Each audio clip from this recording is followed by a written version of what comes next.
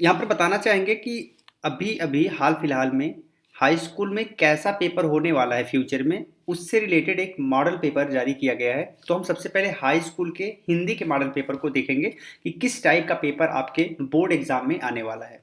तो आप यहाँ पर देख सकते हैं सत्र 21-22 यहाँ पर लिखा हुआ है। तो जो आपका 21-22 सत्र में एग्जाम होने वाला बोर्ड का, उसमें बेसिकली ये जो एग्जाम है 70 नंबर का होगा और बाकी 30 नंबर इसका प्रैक्टिकल होगा और 70 नंबर का आपका थियरी एग्जाम होने वाला है। 3 घंटे 15 मिनट का आपके पास टाइम होगा, जिसमें 15 मिनट आपको ये जो आपका प्रश्न पत्र है वो पढ़ने के लिए होगा। ठीक है, चलिए देख लेते हैं। तो यहाँ पर सबसे पहले आपसे बहुविकल्पी टाइप के प्रश्न पूछे जाएंगे, जिसमें 4 विकल्प होंगे और सही विकल्प का आपको चुनाव करना होगा। दोस्तों, पेपर कैसे हल किया जाता है इस पर हमने एक वीडियो बनाई है। अगर आप अच्छा करना चाहते हैं इस बोर्ड एग्जाम में तो आप उस वीडियो को जरूर देखिए, बिल्कुल मिस मत करिएगा। इसी वीडियो के फर्स्ट कमेंट में या फिर डिस्क्रिप्शन में हम दोनों जगह दे देंगे, तो उस वीडियो को आप जरूर देख लीजिएगा। तो चलिए, यहाँ पर 4 विकल्प है, सही विकल्प आपको चुनना होता है। ठीक है, इसके बाद यहाँ पर आपका सेकंड क्वेश्चन आप देख सकते हैं। तो इस टाइप में यहाँ पर आपसे कुछ क्वेश्चन पूछे जाते हैं। हम देख लेते हैं कितने क्वेश्चन हैं। तो यहाँ पर 3, 2, 5 5 क्वेश्चन इस टाइप के होते हैं। इसके बाद आता है प्रश्न नंबर 2। प्रश्न नंबर 2 जो है वो कुछ इस प्रकार से है, रीतमुक्त धारा की किन्हीं 2 कवियों का नाम लिखिए। तो ये बिल्कुल आपको केवल नाम ही लिखना है, ज़्यादा इसमें कुछ ज़्यादा लिखना नहीं है। और छायावाद की 2 प्रवृत्तियों का आपको उल्लेख करना है। ये आपको अति लघुत्तरी टाइप के प्रश्न है, इसमें आपको बस एकदम टू द पॉइंट आंसर देना पड़ता है। और आपका जो यहाँ पर प्रश्न 2 में ग है, ये भी एकदम इसी टाइप का प्रश्न है। इसके बाद आता है प्रश्न नंबर 3। आप यहाँ पर प्रश्न नंबर 3 देख सकते हैं।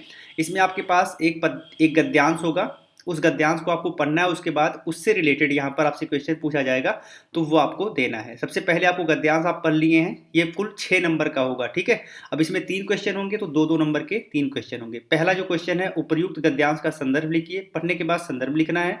उसके बाद रेखांकित जो अंश के हैं उनका व्याख्या करना है। और तीसरा, उपर्युक्त गद्यांश में भारत की बोलियों एवं संप्रदायों के संबंध में लेखक द्वारा क्या बताया गया है, आपको ये लिखना है। ये तो हो गया पहला गद्यांश।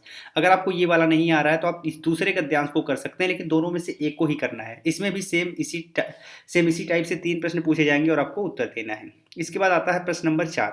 प्रश्न नंबर 4 जो है उसमें आपको पद्यांश दिया होगा, उसका ससंदर्भ आपको व्याख्या करना और काव्य सौंदर्य भी लिखना है। तो यहाँ पर ये 6 नंबर का प्रश्न है। आता है प्रश्न नंबर 5। प्रश्न नंबर 5 में आपको कुछ लेखक दिए होंगे, उन लेखक में से किसी एक का जीवन परिचय आप देना है और उनकी किसी रचना का भी आपको उल्लेख करना है। तो यहाँ पर देख सकते हैं आचार्य रामचंद्र शुक्ल हैं, डॉक्टर भगवत शरण उपाध्याय हैं, जयशंकर प्रसाद हैं। इस टाइप से यहाँ पे 3 लेखक हैं।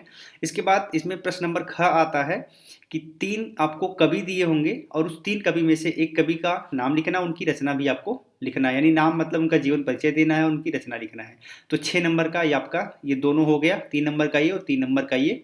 प्रश्न नंबर 6 है, इसमें आपको ससंदर्भ हिंदी में अनुवाद करना है। आप देख सकते हैं यहाँ पर ये संस्कृत में है और इसके बाद इसका हिंदी में अनुवाद करना है। अगर ये वाला आ रहा है तो ये करिए, नहीं तो आप ये वाला कर सकते हैं, सेकंड वाला। ठीक है, अथवा दिया यानी कि इनमें से एक को ही करना है।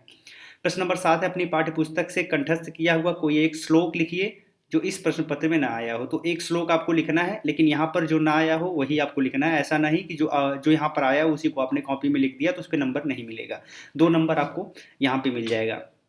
इसके बाद आता है निम्नलिखित प्रश्नों में से निम्नलिखित प्रश्नों में निम्नलिखित प्रश्नों में से किन्हीं 2 प्रश्नों के उत्तर संस्कृत में लिखिए। तो यहाँ पर एक नंबर आपको यहाँ मिल जाएगा। सिर्फ इनमें से 5 में से सिर्फ 2 को लिखना है और एक प्रश्न 1 नंबर का और दूसरा प्रश्न 1 नंबर, तो 2 नंबर। प्रश्न नंबर 8 फिर है, करुण तथा हास्य रस का स्थायी भाव और परिभाषा आपको बताना है। इसके बाद ख वाला है, उपमा तथा रूपक अलंकार की परिभाषा देना है और उदाहरण भी बताना है। तो यहाँ 2-2 नंबर का ये है। और तीसरा जो ग है वो सोठा तथा रोड़ा छंद की परिभाषा देना है और उदाहरण भी बताना है, 2 नंबर का ये भी है। इसके बाद आता है प्रश्न नंबर 9।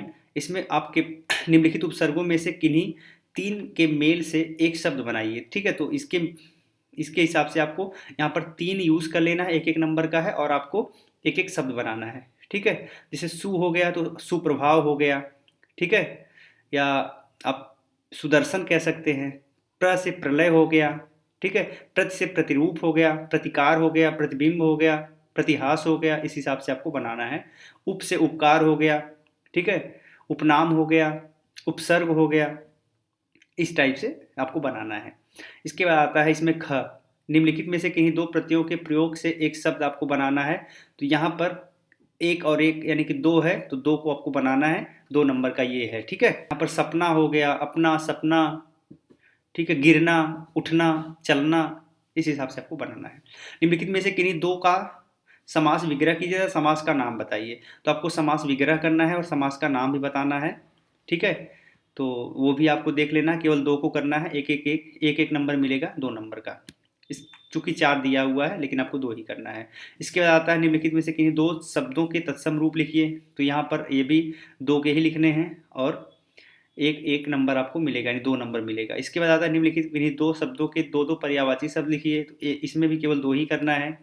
प्रश्न नंबर 10 आता है निम्नलिखित शब्दों में से किन्हीं 2 का संधि विच्छेद कीजिए तथा संधि का नाम लिखिए। तो यहाँ पर आप देख सकते हैं, प्रत्युत्तरम, स्वागतम इत्यादि, लाकृति, इनमें से आपको संधि विच्छेद करना और संधि का नाम लिखना है, सिर्फ 2 का।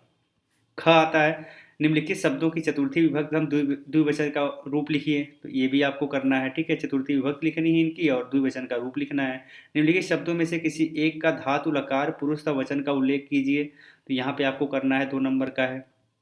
इसके बाद यहाँ हिंदी में संस्कृत में अनुवाद आपको करना है, ठीक है। हिंदी में दिया हुआ संस्कृत में अनुवाद करना है, लेकिन केवल 2 का करना है। आपके पास विकल्प बहुत सारे हैं, यहाँ पर 5 दिए हुए हैं और आपको 2 का करना है और 2 नंबर आपको यहाँ से मिलेगा। 11 प्रश्न नंबर 11 आप देख सकते हैं, आपको निबंध लिखना है। 4 विषय दिया हुआ है, किसी एक विषय पर निबंध लिखना है और 6 नंबर का है। इसके बाद अपने पठित खंड काव्य के आधार पर निम्नलिखित प्रश्नों में से किसी एक का उत्तर आपको यहाँ पर लिखना है। तो जो आपने खंड काव्य पढ़ा है उससे बेसिस पे आपको लिखना है। तो यहाँ पर आपके पास कई ऑप्शन मिल जाते हैं, ठीक है।